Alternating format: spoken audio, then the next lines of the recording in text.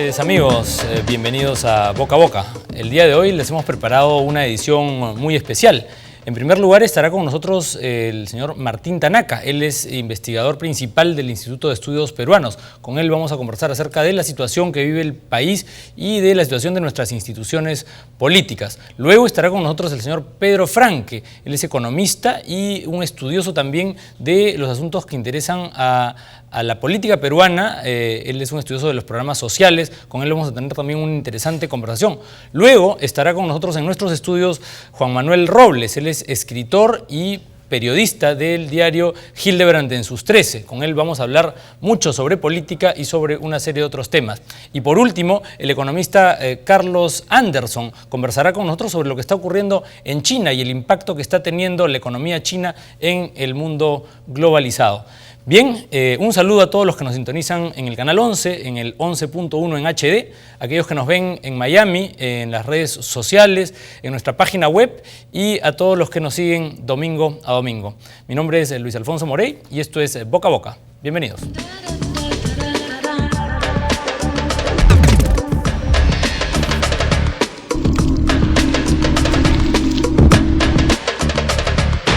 Boca a Boca.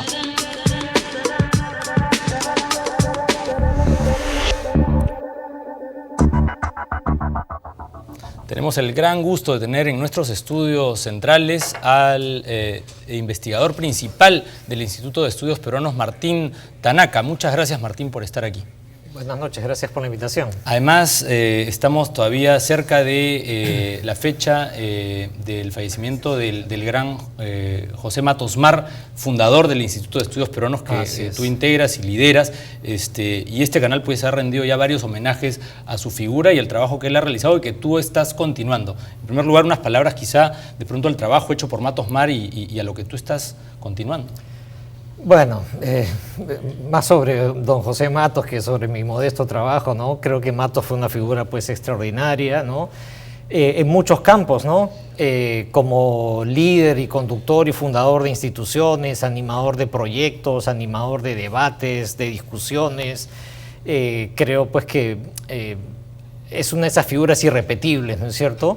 Y creo que nos deja una gran pregunta, ¿no? Respecto a qué es lo que va a pasar con ese mundo popular peruano que él veía con tanta ilusión, con tanto optimismo, ¿no? Que caracterizando con esta imagen del desborde popular, en un contexto en donde eso ahora también se mezcla con desorden, anomia, debilidad institucional, ¿no? Yo diría que en el Perú estamos como en esa encrucijada, ¿no? Si es que ese mundo popular va a encontrar cauce institucional que lo llevará al desarrollo o si quedamos empantanados, digamos, en esta situación intermedia en la que parecemos estar en este momento. Un poco yo reflexionaba también acerca de los años que han transcurrido desde que él publicó la primera edición de Desborde Popular y Crisis del Estado en el año 84.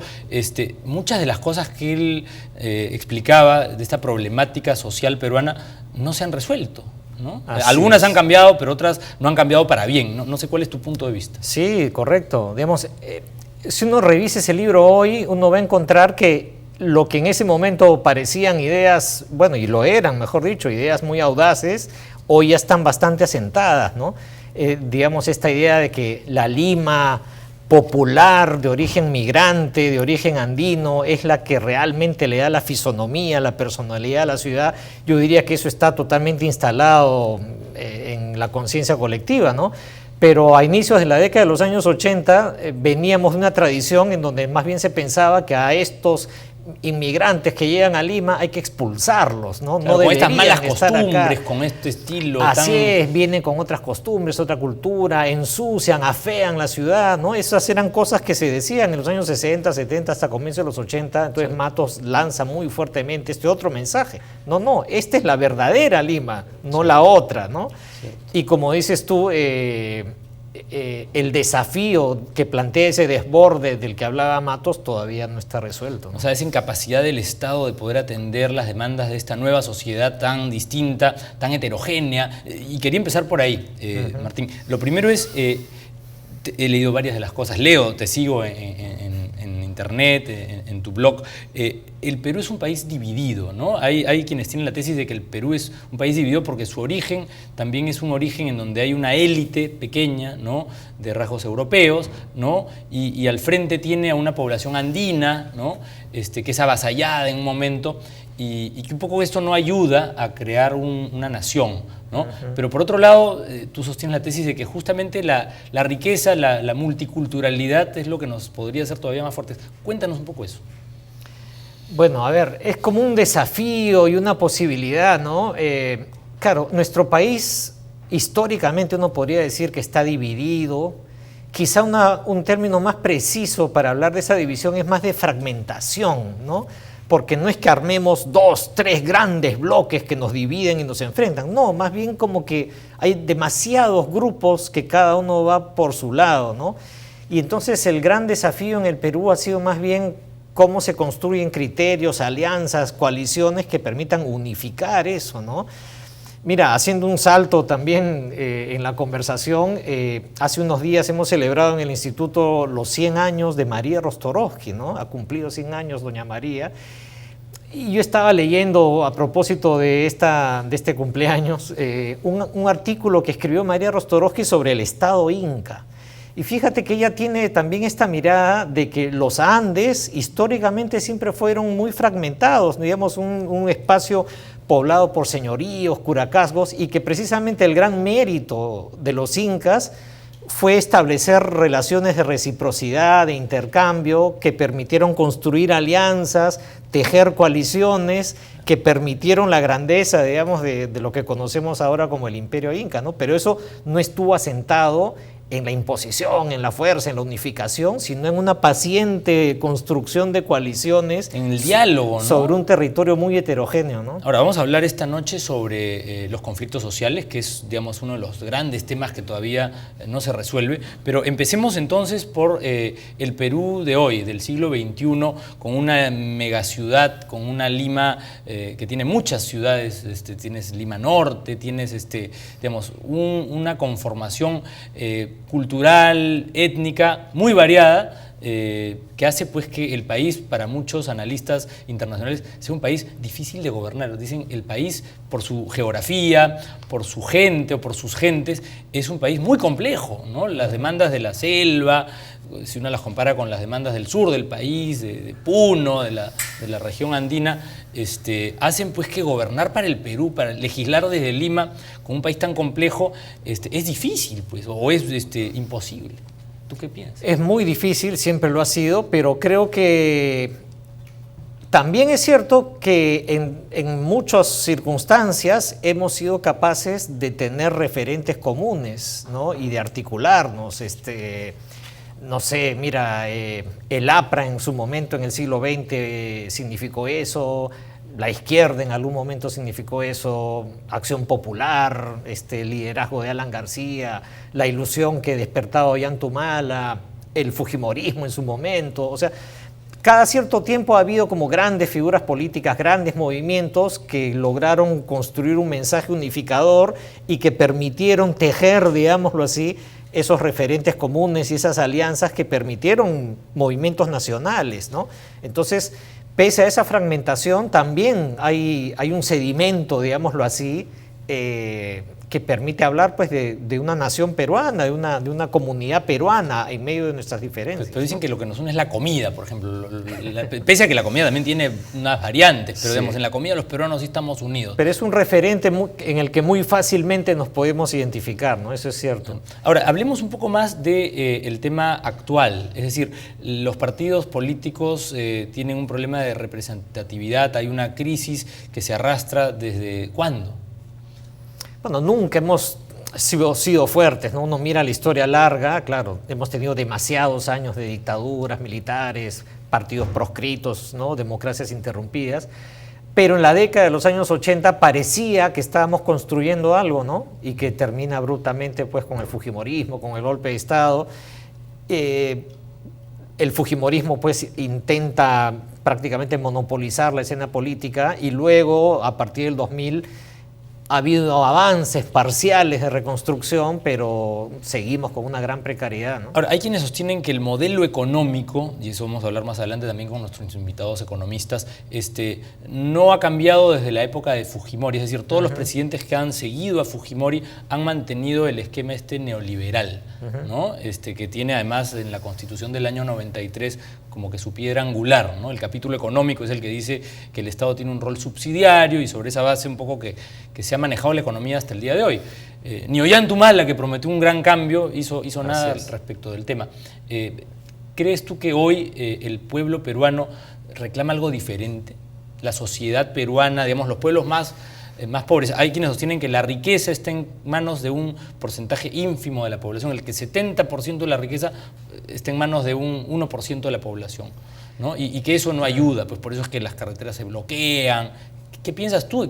En tus investigaciones tú analizas toda esta problemática? Yo tengo la impresión de que es cierto que hay mucho descontento, es cierto que las instituciones tienen muy poca legitimidad, que el sistema político es muy poco legítimo, pero también creo que entonces, por lo tanto, hay una voluntad, hay una búsqueda de renovación, de cambio por parte de las personas, pero creo que esa ansia de cambio no se traduce necesariamente en términos ideológicos, ¿no? No es que la gente esté pensando queremos un modelo económico diferente, ¿no?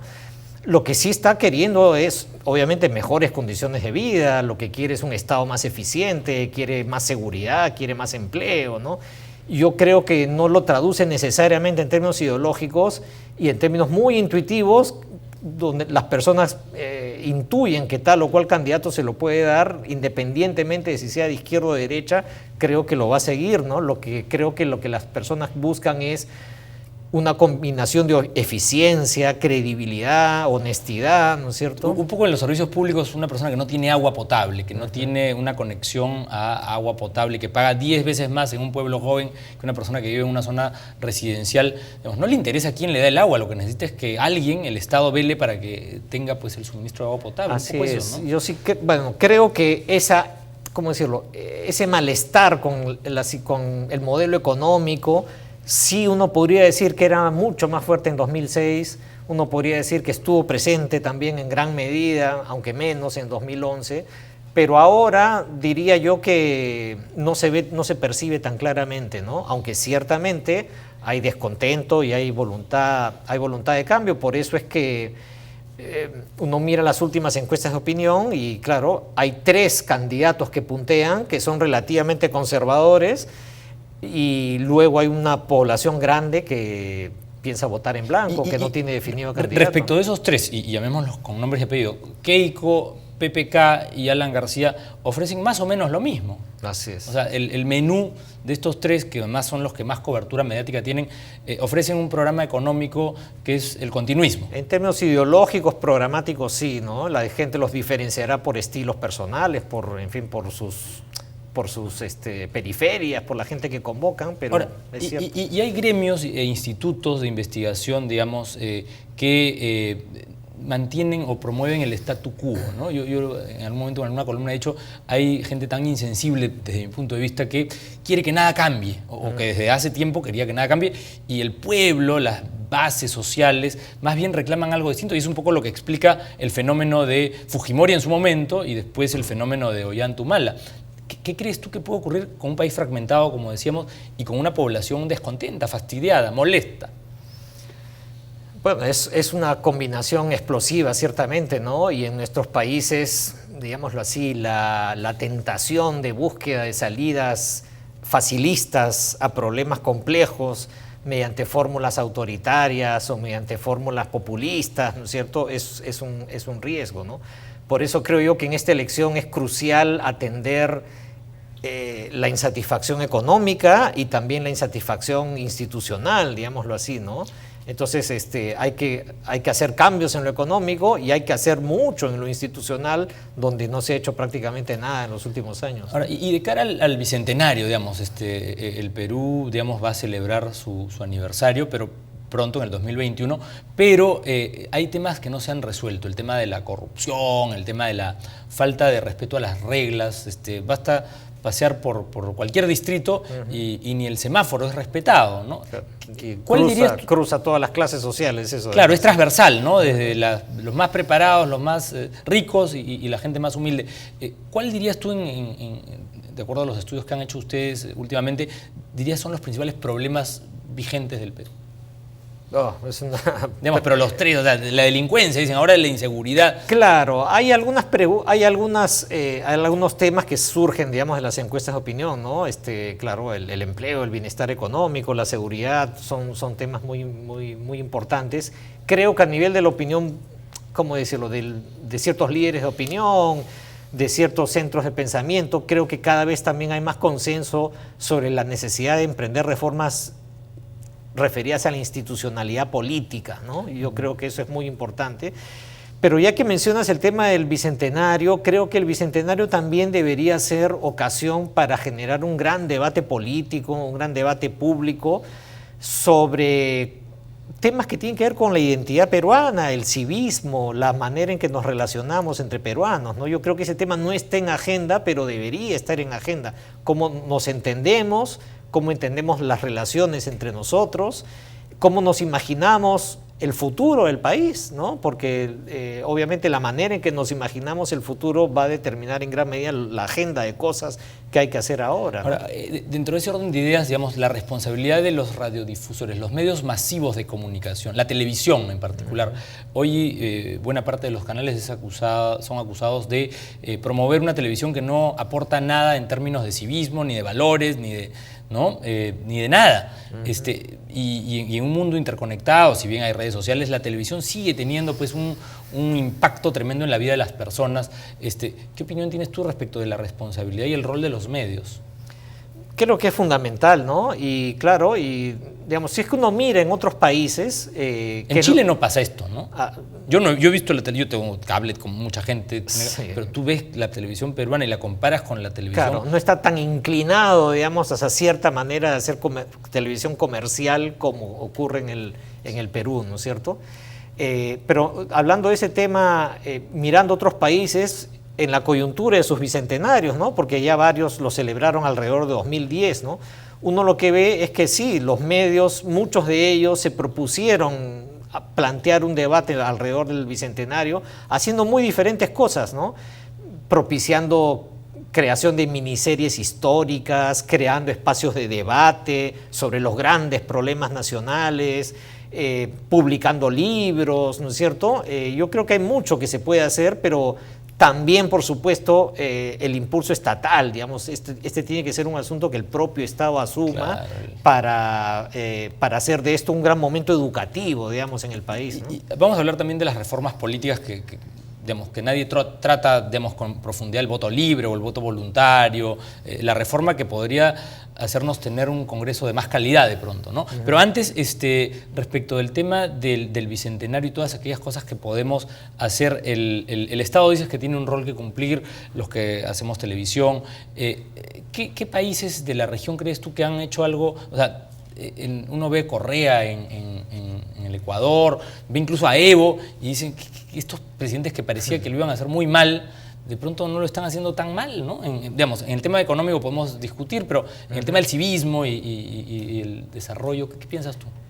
Claro, lo que pasa es que aquellos países a los que les ha ido mejor en términos generales, en términos económicos generales, claro, hace que sus presidentes tengan más popularidad, tengan un liderazgo más consolidado, y en la medida en que tienen ese liderazgo pueden atreverse o tienen el capital político suficiente para plantear grandes temas de discusión, grandes temas de debate, ¿no? Yo creo que, por ejemplo, en Bolivia el liderazgo, la popularidad de Morales le ha permitido también elaborar un discurso muy diferente al prevaleciente respecto a la identidad boliviana, a la multiculturalidad, a la importancia de los pueblos indígenas, ¿no?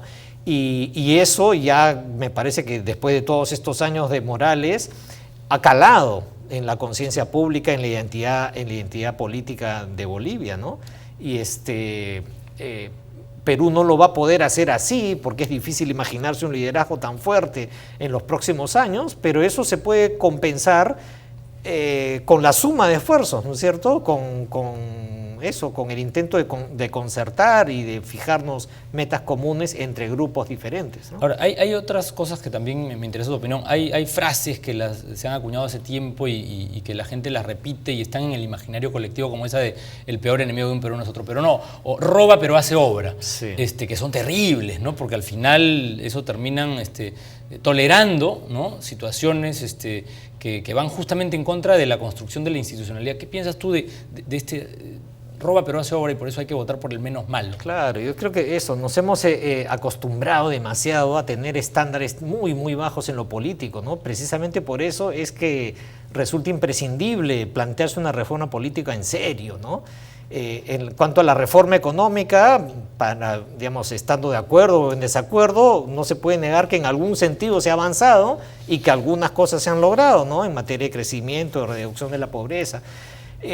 Pero no ha habido nada equivalente a nivel de lo institucional, ¿no? Y entonces creo que esta elección que viene debería ser un gran momento de plantear ese tema, ¿no? Y desde las universidades, desde las organizaciones de la sociedad civil, deberíamos hacer un esfuerzo para sumar en esa dirección, ¿no? Ahora, una pregunta respecto del tema de la falta de liderazgo de este presidente Ollanta-Humala. Hay otros temas referidos al desinterés de las élites del mundo académico, de los mejores profesionales, a incursionar en la vida política, digamos. En mi generación, por lo menos en nuestra generación, son pocos los casos de gente que se ha animado a participar activamente en la vida política, ¿no? Sí. Son las excepciones a la regla. ¿Qué hacer para cambiar un poco este juego? Decíamos, hay reformas que podrían funcionar mejor o hacer funcionar mejor nuestro sistema democrático. Uno es el tema del voto voluntario, ¿no? ¿Tú crees que ayudaría a cambiar esto? Es un tema polémico, ¿no? Yo en general tengo una posición un poco ambigua, ¿no? O sea, en términos de principio creo que es una buena idea, en el sentido de que uno debería ser libre de decidir qué es lo que hace. Pero también es cierto que si uno mira, digamos, la experiencia internacional, en general, me parece que la mayoría de estudios tienden a pensar que cuando el voto es obligatorio, mejor dicho, cuando es voluntario, se tiende, digamos, a perder representación de los votantes más pobres, más excluidos. Tiene como un sesgo en contra de las personas que tienen más dificultades, digamos, para acercarse a centros de votación. Entonces, como que tiene un sesgo que tiende a excluir más naturalmente, digámoslo así, a los votantes más pobres, ¿no? No es lo mismo para alguien en Miraflores o en San Isidro decidir votar o no votar, que si vives en una comunidad rural donde ir a votar requiere mucho esfuerzo, ¿no? Entonces, como que si le quitas la obligación, muy probablemente no lo haga, ¿no? Y hay experiencia comparada que apunta en esa dirección. Ahora, regresando entonces al tema que tú mencionaste sobre la actual situación política de cara a las elecciones generales, congresales y presidenciales, decías, hay tres, digamos, que tienen un discurso más o menos similar, ¿no? Y una izquierda muy desorganizada, y al centro no hay nadie, digamos, todavía.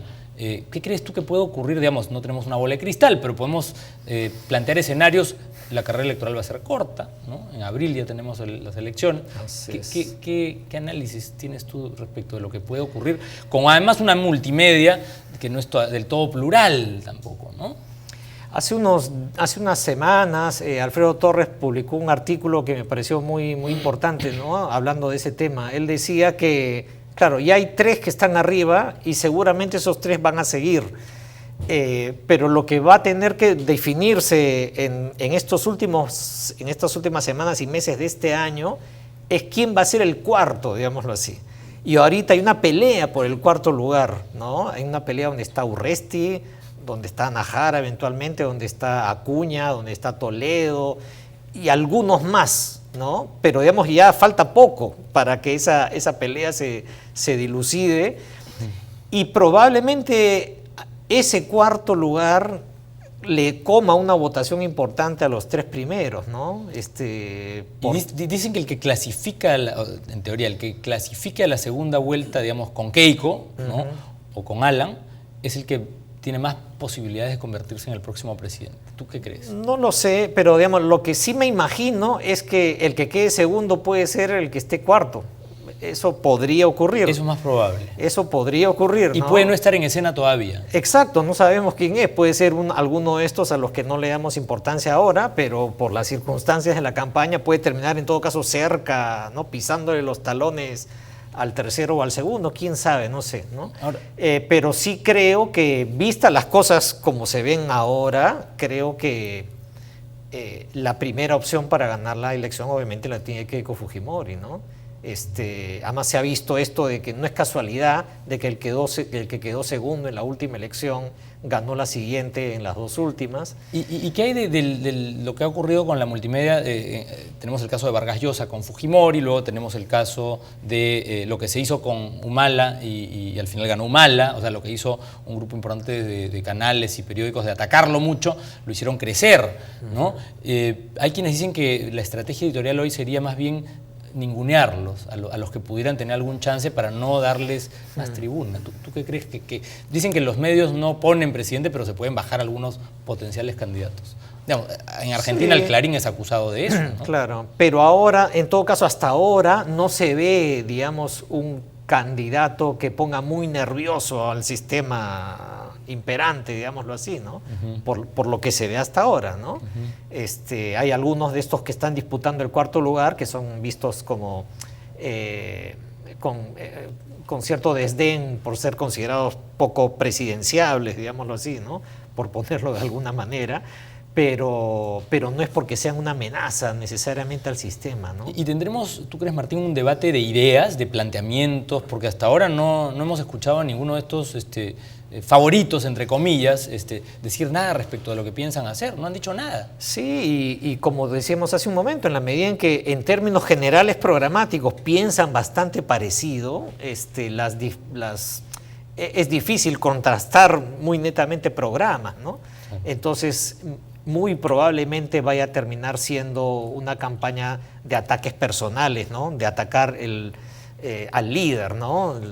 Cuestionar su carácter, su vitalidad, sus deudas, sus pasados, sus antecedentes penales, etc. A mí me llamó la atención la fotografía, digamos, esta semana, en donde aparece, pues, Kuczynski junto con Carlos Brus en un pueblo joven con el asentamiento humano detrás, o sea, uno dice, ¿realmente representan a los que están detrás de la foto? Porque en el caso de Pedro Pablo Kuczynski, más bien él es, o se sostiene que él representa más bien los intereses de las grandes transnacionales, que son muchos de sus clientes, que él mismo lo ha reconocido.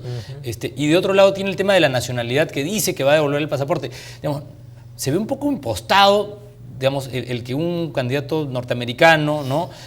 Ligado a las transnacionales, parado en un pueblo joven, los de atrás un poco dicen, realmente este señor es el que nos representa. Un poco llama la atención, ¿o no? Sí, bueno, claramente es una estrategia de campaña, ¿no? Creo que los publicistas que están alrededor de Kuczynski son muy conscientes que ese es su gran hándicap, ¿no?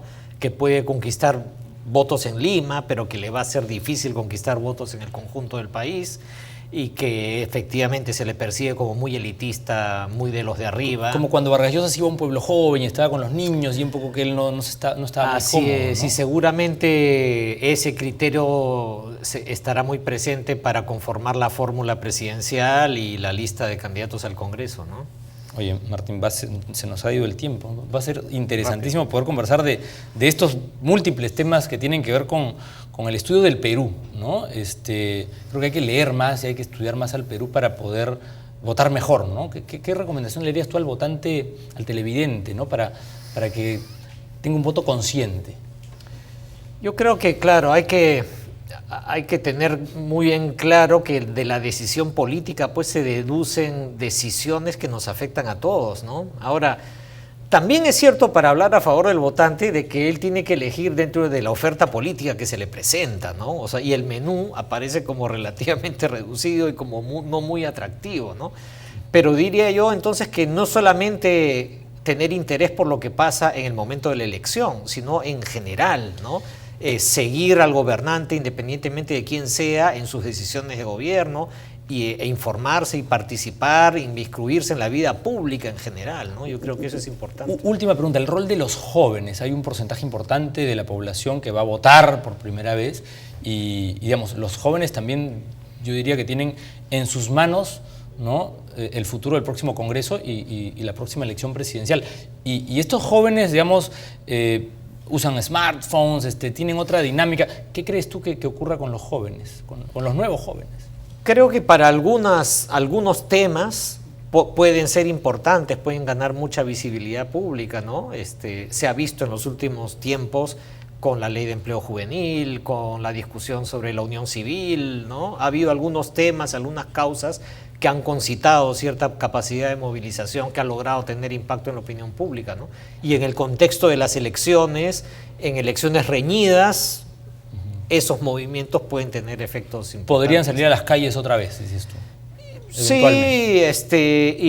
y sin ser necesariamente grandes movimientos masivos, sí pueden ser lo suficientemente importantes para afectar marginalmente el resultado electoral y favorecer a uno y perjudicar a otro, y por lo tanto deben ser tomados muy en cuenta, ¿no? Oye, Martín, es fascinante conversar contigo sobre el Perú y me comprometo a tenerte regularmente para discutir con nuestros televidentes estos temas que por lo menos a mí me fascinan y creo que ayudan a que el debate político y la educación política pues prevalezca. Bueno, muchas gracias, Martín. Gracias. Bien, amigos, vamos a hacer nosotros una breve pausa y regresamos con el programa. No se vayan.